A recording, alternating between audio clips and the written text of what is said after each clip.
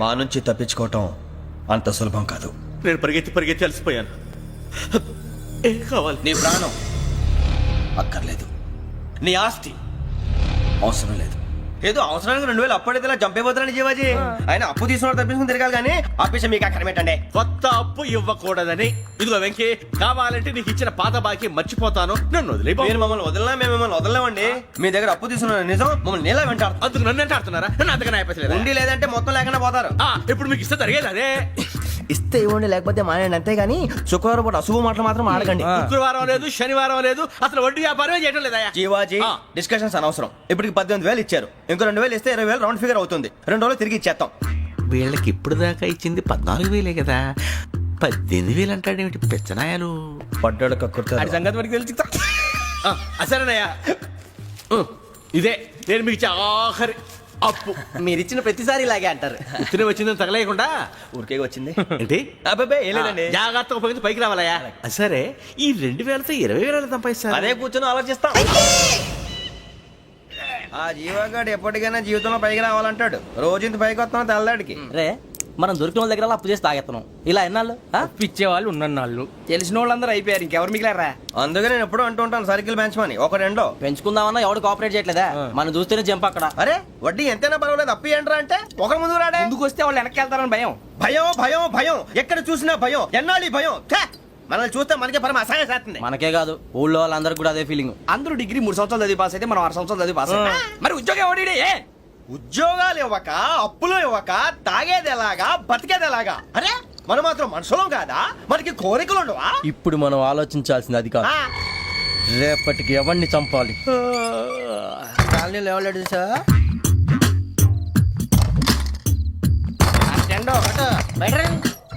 నువ్వా వెంకీ? ఏంటి వెంకీ ఈ టైంలో వచ్చా? నీతో మాడే పని ఉంది, చెప్తా. ఏ బాగా నిద్రొస్తుందా? సరిగానే రే, నువ్వు మమ్మల్ని చూసే తలిపేసావా? మామూలుగా వేసాను. మామూలుగా వేసేవాడివి. మేము రావడానికి 1 నిమిషం ముందో, మేము వెళ్ళాక 1 నిమిషం తర్వాత వేయాలి కానీ బిలాల్ రాజా, నాకు నిద్ర వచ్చి పడుకుందామని తలుపేసుకున్నాను. అయినా నా ఇంటి తలుపులు నేను అడిగేసుకోవాలంటే తప్పు చేసిన కాక ఇంకా గేర్ సమాధానం చెప్తావా? మీ ఇంట్లో పెళ్లిడికి వచ్చిన ఆడపిల్లలు ఎదురున్నారు. ఇదిగో అమ్మాయిలు, మీతో ఎప్పుడైనా యథాశాలు వేసానా? విన్నారా? అడుగు తలుపులు వేసావు. అనవసరంగా గొడవ ఎందుకు? ఇక్కడి నుంచి వెళ్ళండి. గొడవ? మీ ఇంటి మీద పడి ఎప్పుడైనా గొడవ చేశానా బిని గారు? లేదు బాబు. విన్నారా? చెప్పు, మమ్మల్ని చూసి తలుపులు ఎందుకు వేసుకున్నావు? అరే మాకు అప్పించిన వాళ్ళు కూడా మమ్మల్ని చూసి ఎప్పుడు తలుపులు వేసుకోలేదు. ఏం జీవాజీ? మరి నువ్వు ఎందుకు వేసుకున్నావు? బాబు తప్పు అయిపోయింది, బుద్ధి తక్కువ వేసాను చాలా. అంటే మా మోకాల మీద తలుపులు వేసామని ఒప్పేసుకుంటున్నావు? ఒప్పుకుంటున్నాను. సరే ఇప్పుడు చెప్పు, మా మొఖాల మీద తలుపులు వేసేంత తప్పు మేము ఏం చేసామరా?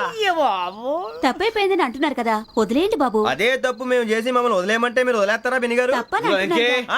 తప్పని ఒప్పుకుంటున్నాడు కదా అయ్యా. ఇప్పుడు టైం 11 అయింది, వెళ్ళి పడుకోండి. 11 అయిందా? కొమ్ము ఉంచాడు కదా. నాకు సంబంధం ఏంటి? ఉంది, సంబంధం ఉంది. 11 గంటలకి నా క్లోజ్ ఫ్రెండ్ ఢిల్లీ వెళ్తున్నాడు. 5,000 అప్పిస్తానని ఎయిర్పోర్ట్ రమ్మని చెప్పాడు. నీ గొడవలో పడి ఆ సంగతే మర్చిపోయాను. ఇప్పుడు నాకు జరిగిన నష్టానికి భర్తీ ఎవరు చేస్తారు? మీరా మీరా మీరా? ఎవడు పడితే ఎందుకు చేస్తాడా భర్తీ? మళ్ళీ వాడి నువ్వు తప్పు ఎవడు చేసినా వాడే చేస్తా. దానికి కారణం ఈ 10 మనిషే కదా. బీరు రమ్ము కలవకూడదు, తలకే పట్టేసింది. ఏంటే చదువుకుంటున్నావా? చదువుకో దేనైనా వెనక్కి తీసుకురావాలం కానీ పోయిన కాలం వెనక్కి తీసుకురావడం ఎవడి వల్ల కాదు. టైం విలువ గురించి నువ్వు మాట్లాడడం నువ్వు ఎలా పోతే నాకు ఎందుకులే. ఏమ్మా నీ పూజ అయిందా? తలకే పట్టేసింది, కాస్త మజ్జిగుంటే ఇవే.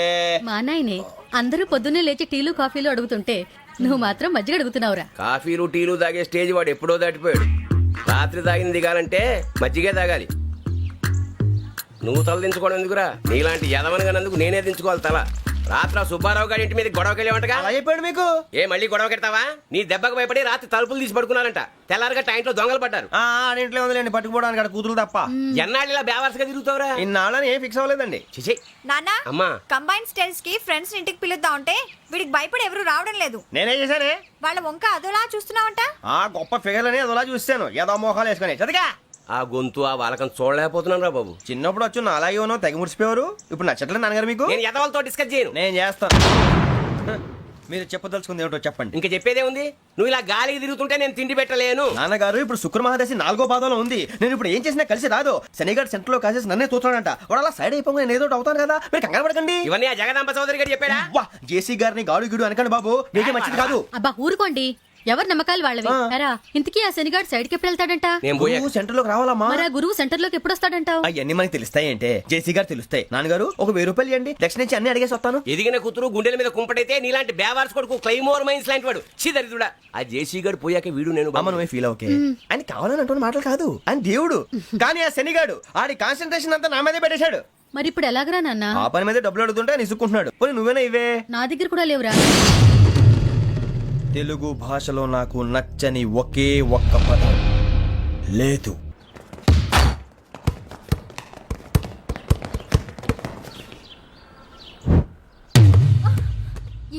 అరే సోరే, బాల్ తీసుకురారా. సారీ ఏదో బాలి బాస్కెట్ బాల్ మాలాంటి వాళ్ళు ఆడాలి. మీలాంటి మాసిన కొడుకులు ఆడితే ఇలాగే ఉంటది. ఇలాగే ఇలాగే ఇలాగే ఉంటది.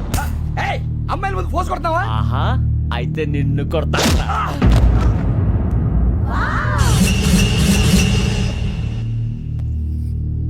వాడు అమ్మాయిలు ఉన్నారని చూడరా ఎలా రెచ్చిపోతున్నాడు. బాస్కెట్ బాల్ మీ వాడి ఆట కానీ మీలాంటి మాసోళ్ళు ఆడే ఆట కాదు అంటున్నాడు రా. రే ఇంత ముందు 2-3 సార్లు కూడా ప్రతి విషయంలో జోక్యం చేసుకుని మన వాళ్ళు కొడుతున్నాడు రా. వాడిని ఏదో ఒకటి చేయాలరా, వాడిని వదలొద్దు.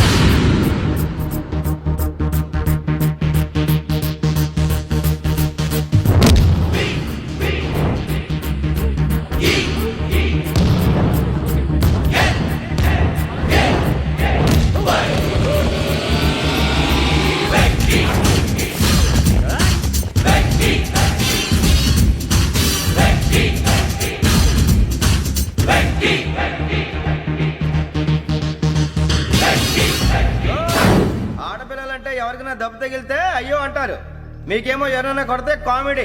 కొట్టినోళ్ళు మీ దృష్టిలో హీరోలు. ఇప్పుడు నేను పచ్చడి కొడేస్తాను, నేను హీరోని అయిపోతానా? ఏంట్రా రెచ్చిపోతున్నావు? మాకు ఛాన్స్ ఇవ్వా? అసలు వచ్చిందే నీకోసం. మా వాడి బ్యాక్గ్రౌండ్ తెలియక అర్థం చేసావు. ఇప్పుడు నీకు అప్పుడు అయిపోతున్నా రే. వాడి బ్యాక్గ్రౌండ్ సరే, అసలు నీ బ్యాక్గ్రౌండ్ ఏంట్రా? నాకు సెపరేట్ బ్యాక్గ్రౌండ్ అంటూ ఏం లేదురా. నేను ఎక్కడ నిలబెడితే అదే నా గ్రౌండ్. అంత పొడింగువా? తెల్దా?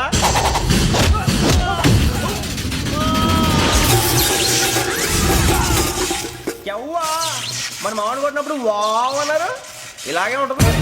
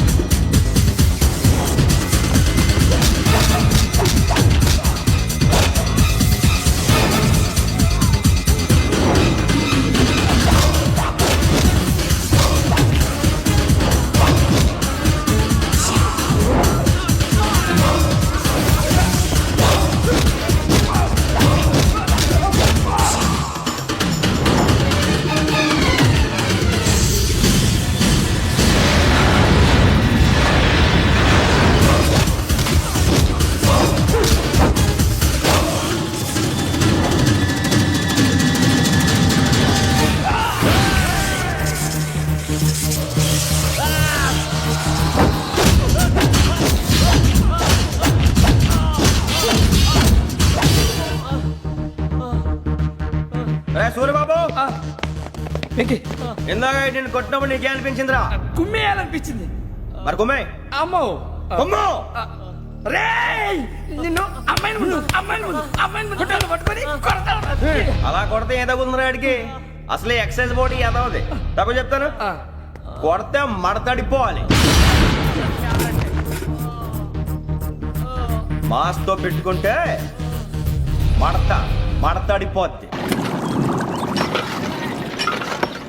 ప్రపంచంలో ప్రతి వాడు ఏదో పని చేసుకుంటున్నాడు, మనం తప్ప. మా కాంట్రాక్టర్ తో చెప్పి పని ఏదైనా ఇప్పించరా? ఎలాంటి పనులు మేము చేయం. డిగ్రీలు బిఏ. నేను ఎంఏ.